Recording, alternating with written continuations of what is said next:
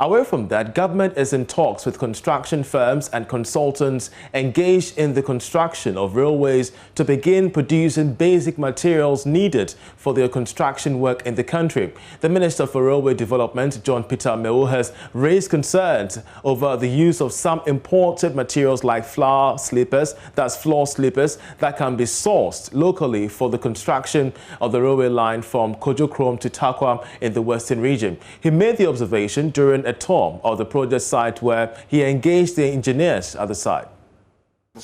I think the Ghanaian content in all sectors of the economy is key. The president keeps mentioning that our infrastructure development might have some component of Ghanaian involvement. And I think that has been demonstrated.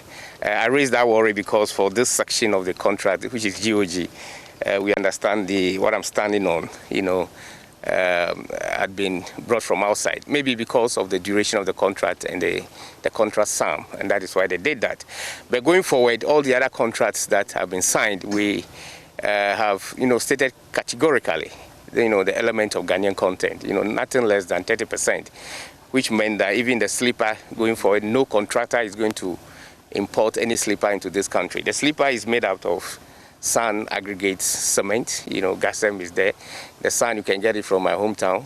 The reinforcement, still is producing the rest. And then the processing equipment, so all this can be done locally, which give, the domestic guys also some sort of revenue. So they've agreed, and going forward, we're going to increase the local content in the construction sector of the rail lines here. Meanwhile, General Secretary of the Railway Workers Union, Godwill Intama, has appealed to the minister to lead a campaign to review the Railway Development Act. He believes that the law has outlived its relevance and the need for review to give support to the operations of railway workers. But it's caught. But then the larger picture of people's cutting scraps here and there. Last week in Kumasi, we all saw what happened. It's so bad.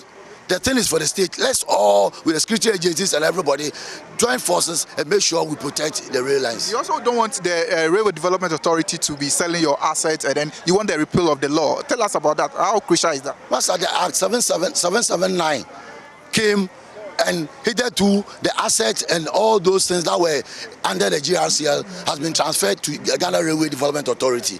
Could you imagine that the Ghana Railway Authority can come to the workshops of the Ghana Railway Company, take the scraps, take advantage of whatever in the name of being honest? This is unfair.